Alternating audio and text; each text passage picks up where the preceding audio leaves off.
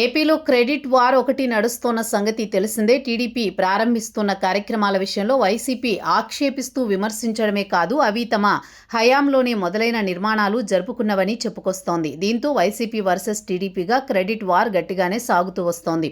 తాజాగా చూస్తే భోగాపురం ఎయిర్పోర్టుకు ప్రధాని మోదీ ప్రారంభోత్సవం చేశారు.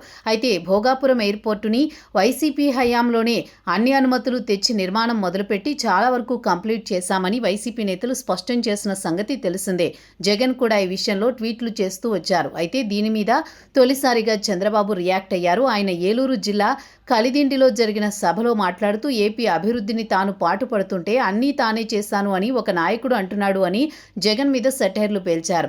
ఉత్తరాంధ్రలోని భోగాపురం విమానాశ్రయాన్ని కూటమి ప్రభుత్వం హయాంలో తాము కడితే తానే పూర్తి చేసినట్లు వైసీపీ అధినేత జగన్ చెప్పుకుంటున్నారని చంద్రబాబు విమర్శించారు. అంతేకాదు రేపు పోలవరం పూర్తవుతుంది, అది కూడా నేనే చేశానంటాడు అని ఎద్దేవా చేశారు. ఆఖరికి రాజధాని అమరావతి పూర్తవుతుంది, అయితే దాన్ని కూడా ఆయనే కట్టానంటాడని చంద్రబాబు ఘాటుగా విమర్శించారు.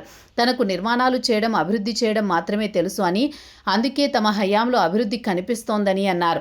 ఇక ఈ ఏడాదే ఉత్తరాంధ్ర సృజల స్రవంతి పూర్తి చేస్తామని, వెలిగొండకు తానే శంకుస్థాపన చేశాను, ఇదే నెలలో పూర్తి చేసి మార్కాపురం జిల్లాకు నీళ్లిస్తామన్నారు. తాము అభివృద్ధితో ముందుకు సాగుతుంటే అరాచకమే తమ విధానంగా వైసీపీ తీరు ఉందని ఆయన మండిపడ్డారు. అయితే తనకు కత్తులు పట్టుకునే అలవాటు లేదని బాబు అంటూ పోస్టు మార్టానికి కారణమైన వారు పోస్టు మార్టంతోనే పోతారు అని తీవ్రంగానే విరుచుకుపడ్డారు. వైసీపీ తరచూ చేస్తున్న క్రెడిట్ వార్కి తెరదించే విధంగానే బాబు ఈ విధంగా కామెంట్స్ చేశారు అంటున్నారు. ఏపీలో అభివృద్ధి అన్నది టీడీపీ చేస్తోంది అని ఆయన గుర్తు చేస్తున్నారు. అయితే తాము చేసిన పనులను వైసీపీ తన ఖాతాలో వేసుకోవడానికి చూడడం దారుణమని జనాల మధ్యనే కామెంట్స్ చేస్తూ బాబు బిగ్ ట్విస్ట్ ఇచ్చారు. మరి బాబు చెబుతున్నట్లుగానే వైసీపీ కూడా ఓపెన్గా తాము ఫలానా చేశామని చెప్పి సవాల్ చేస్తుందా, లేక ఏదైనా ప్రారంభోత్సవం జరిగినప్పుడు మాత్రమే హడావుడి చేస్తుందా అన్న చర్చ అయితే సాగుతోంది.